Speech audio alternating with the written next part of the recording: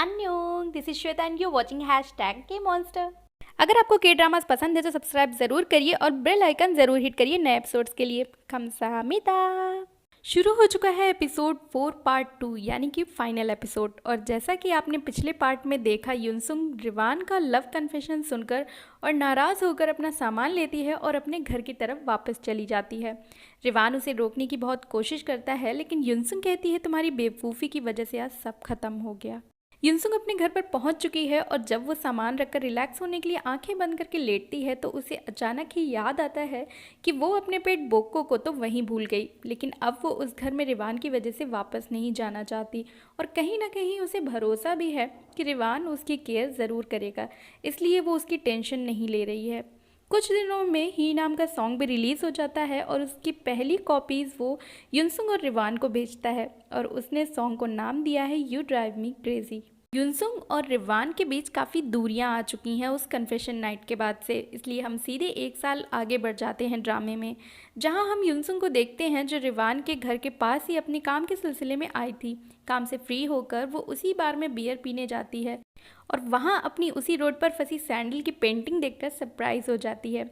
बार owner उसे पहचान लेती है और उसे रिवान की बनाई हुई एक पेंटिंग नोटबुक जिसका नाम दी स्टक माइंड है देखने के लिए युनसुंग को देती है।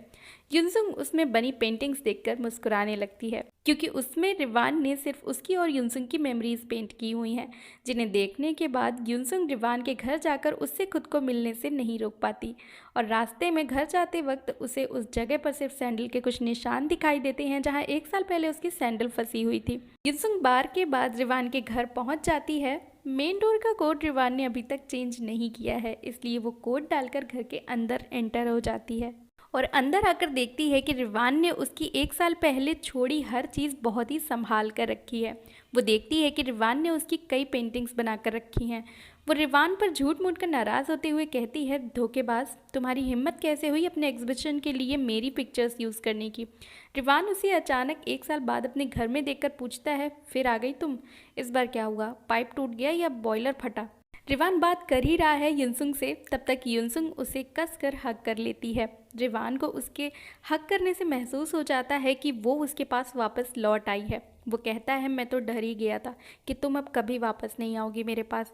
युनसुंग कहती है, मैं उस वक्त बहुत डर गई थी कि अगर कहीं हम अलग हो गए आगे जाकर तो मैं तुम्हें हमेशा के लिए खो दूंगी, इसलिए उस रात मैं तुमसे दूर ही चली गई।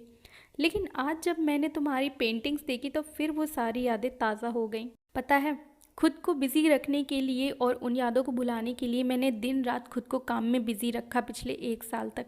अब मैं उस युनसुंग के बारे में सोचती हूँ तो लगता है कितनी पागल सी, कितनी बिखरी हुई थी मैं। लेकिन तुम्हारी ड्राइंग्स में जो युनसुंग है वो बहुत ही खूबसूरत और प्यारी है।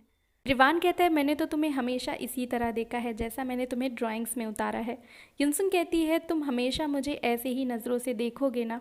इस पर रिवान कहता है, हाँ बिल्कुल, हमेशा, तब तक जब तक तुम बूढ़ी दादी नहीं बन जाती। दोनों हंसते हैं, किस करते हैं और इस बार बिना रेडसन बोले एक नई शुरुआत करते हैं साथ मिलकर।